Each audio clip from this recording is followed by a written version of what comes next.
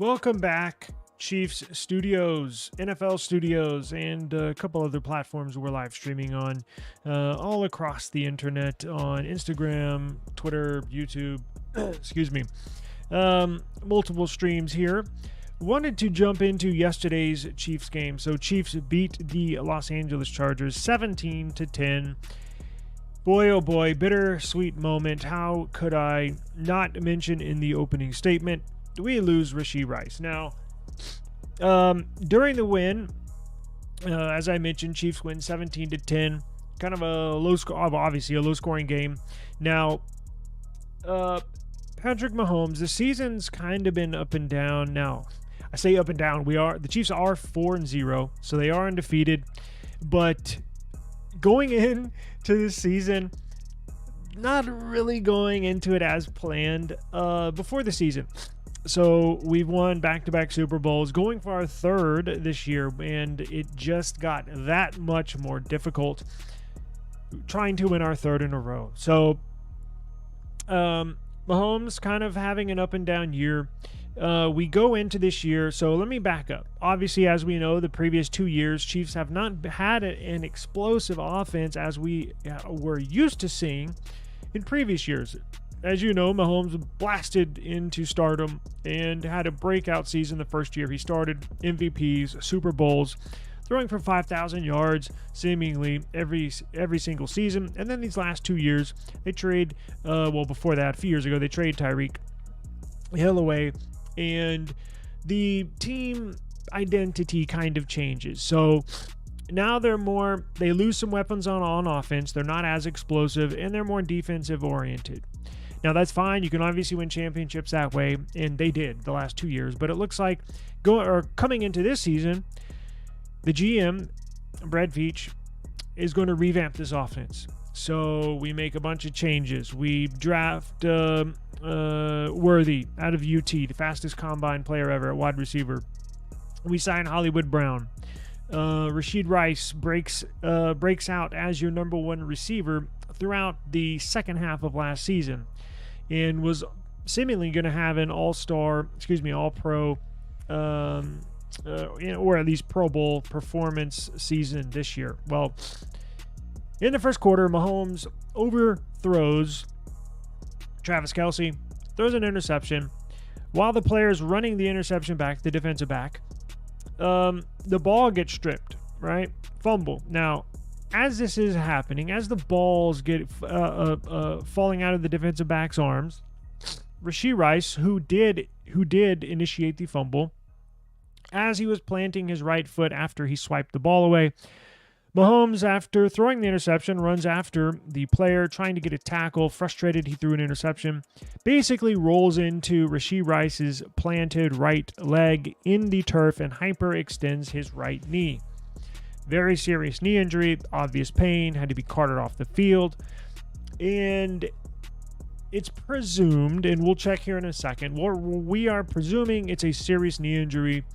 We're presuming it's a torn ACL, which would automatically mean he's gone for the rest of the year. Now, if that's the case, should be back for week 1 of next year, but a huge blow to this team because he is your number one receiver.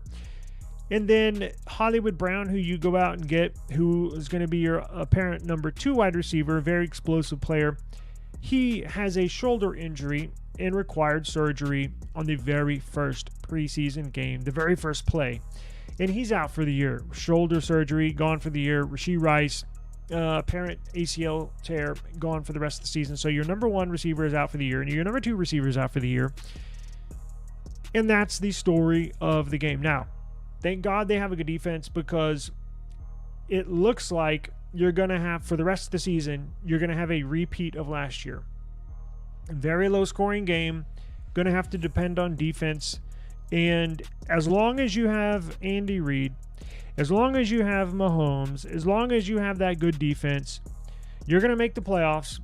But it's not going to be a given. You're not going to be a Super Bowl odds favorites now. You're rolling into the remainder of the year.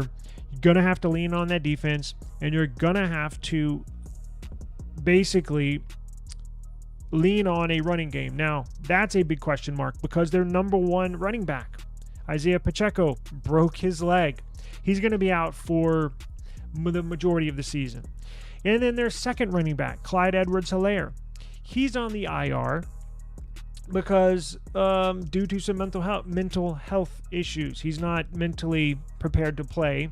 And that's fine. Look, he's got his issues to deal with, and it is what it is. Hopefully he can get through that and come back playing as soon as possible. But your number 1 and number 2 wide receiver are out for the year. Your number 1 running back's gone for the year. Your number 2 running back, who knows when he'll be back.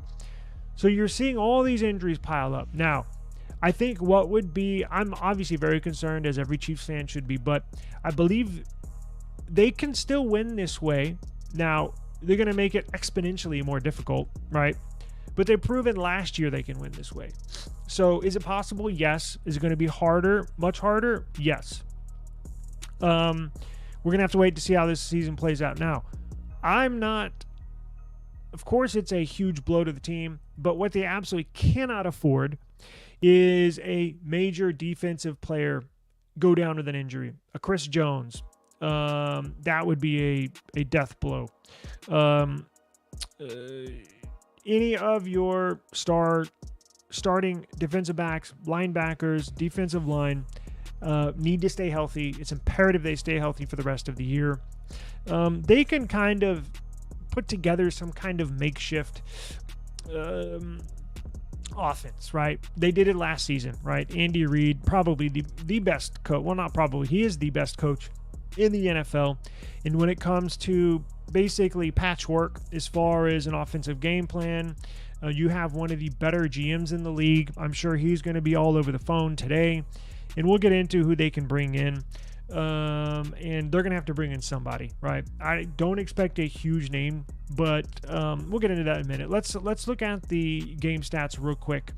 So here we have, can y'all see that? Maybe a little small. Chiefs win 17-10, 4-0 on the year so far. And obviously you can see Mahomes. Look, he's had to deal with a lot this year. People in and out of the lineup, injuries all over the place. So his stats are not going to be, jaw-dropping. They're not going to be Jaden Daniels stats. I can tell you that.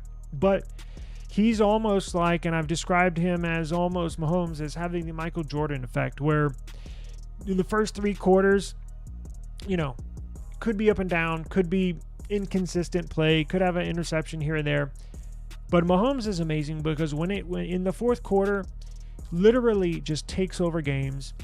And if you have him on your side, you have an almost never going to die mentality. Meaning, if you have him in the game, somehow, some way, he's going to find a way to win.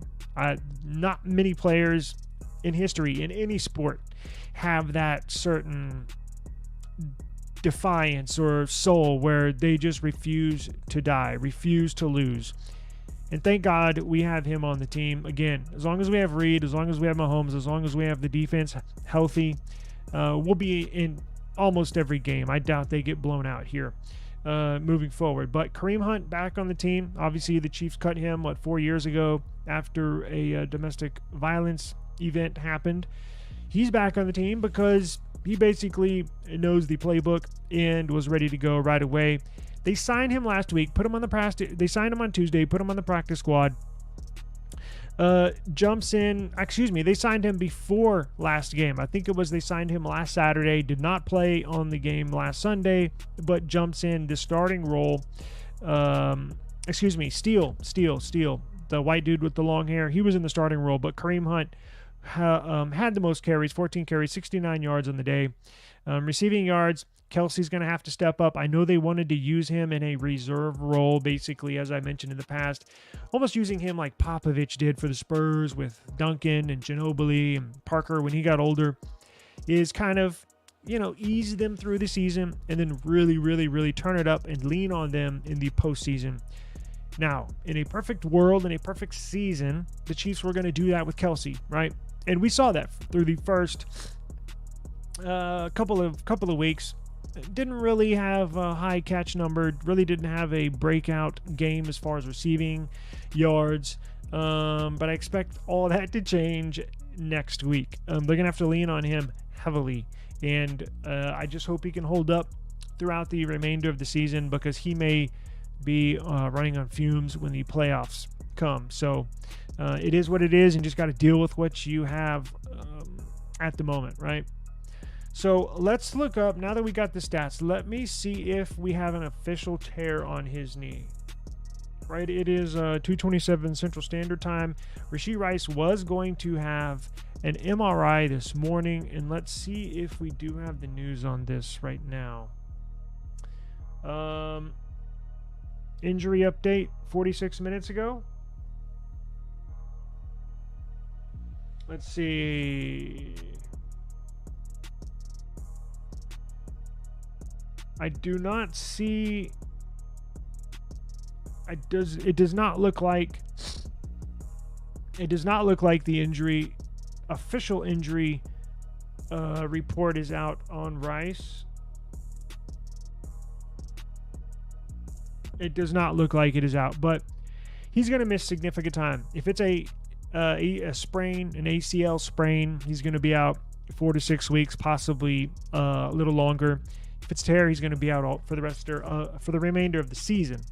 Now, Andy Reid was quoted today at his press conference saying the Chiefs are saying we, meaning the Chiefs, are going to have to spread the ball with Rice's absence. Chiefs to spread ball around with Rashee Rice out. So, good news, bad news. So, bad news, Rashee Rice is out. Hollywood Brown is out at wide receiver. And even Pacheco is out. He was a good ball catcher in the backfield. You do have Kareem Hunt, who can catch the ball out of the backfield, right? I think they're going to get Edwards-Helaire back in the next week or two, so that should help things, assuming he's right mentally. Now, you do have, again, good news, bad news. Obviously, bad news, Rashee Rice out. Hollywood Brown out. Now, Pacheco's out. I mentioned Kareem Hunt. He's back on the team. He's a good ball catcher out of the backfield. The remaining wide receivers on the team are fortunately receivers that have been with the team for multiple years, right? Now, they could go out, and so they're players that know the playbook. Look, they may not be as talented as Rashee Rice. They may not be as fast as Xavier Worthy, but they know the playbook, and they've won Super Bowls in the past. So I expect them to really spread the ball out. They might go back and re-sign Kadarius Toney. I know they cut him. They may be giving him a call today and say, hey, we need you back on the squad. Now, I've been hearing proposed trades. So I've been hearing trades for, let's see, who was it? It was, shit.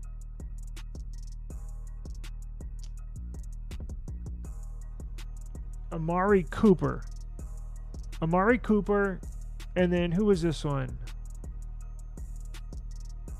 Yeah, Amari Cooper. Oh, DeAndre Hopkins. How could I forget? Sorry, I had a brain freeze. DeAndre Hopkins, Amari Cooper. Now, sure, you could trade for them, right? And now, I don't know if their team is willing to trade, right? You could want a player, but if they're not willing to trade, the Chiefs are desperate. So the other teams that know that could ask for a lot more in return. Chiefs may not be willing to do that, right? Or they may be really desperate and do it. Now, here's the other thing. If you bring in Amari Cooper, if you bring in Nuke Hopkins, DeAndre Hopkins, don't expect immediate success, right? Oh yeah, fine. Thank God we got Nuke. I used to live in Houston. I used to watch Nuke every week. He's a fantastic player. He is a little older, but phenomenal hands. I think he's still got a couple of years at above average playing level. He doesn't know the playbook. Andy Reid is very good at getting players, working them into the system. But when you learn a brand new playbook, when you get traded for and you're expected to literally jump in and be the number one, number two receiver, don't expect fireworks right away, right? I mean, it may take 3-4 weeks for a wide receiver to have a full grasp of a playbook, right? So obviously, the sooner the better. I think trade deadline. The trade deadline is ironically on the election day. I think it's like November 5th or something. So you still have like 6-7 weeks before the trade deadline, maybe 5-6 weeks before the trade deadline. So it'll be interesting to see what gets done. I don't know if anything's going to get done today. If I were Brett Veach, I would call up Kadarius Toney, even though he's had drop problems. I would get and call Toney and see if he can get in the building and signed back on the team, since he knows the playbook. He's familiar with the playbook. As much as I don't want him on the team after all those drops last year, you're stuck between a rock and a hard place. So we'll have to see what happens. Very interesting as we move forward. We're going to have to lean on the defense. Going to have to spread the ball around. Going to have to lean on the running game. So if they can get Edwards-Helaire back healthy, you'll have the running back steal, the rookie, but he did have a bad fumble yesterday. You'll have the rookie steal, which I'm not too high on. He is a decent player, but he is a rookie. I'd rather play Edwards-Helaire. I'd rather play Kareem Hunt. Get them in the mix. And then sign Kadarius Toney and spread the ball around, and then see if you can land a Nuke Hopkins or Amari Cooper possibly, right? So they're going to have to revert back to the style they played last season, defense dependent, which is okay. You know, I was expecting fireworks this year, but hey, we know they can play this style because they did it last year and they won a Super Bowl. So another roadblock. Really sucks. This year was going to be Rashid Rice's breakout season. Obviously, I think last year was, but we were expecting big things from Rashid Rice this year. And looks like we'll just have to wait another year. So thank you for joining us. I really appreciate it. I will update if we get an injury report here. I'll probably go live tomorrow, the next day, and then we will go live later in the week. Looking forward to the Chiefs' next game, which is, who do they play next? Let's see real quick. Ooh, the Saints in Kansas City Monday night. So this upcoming week, New Orleans Saints play in Kansas City, 7 o'clock p.m. Central Standard Time, Monday, October the 7th.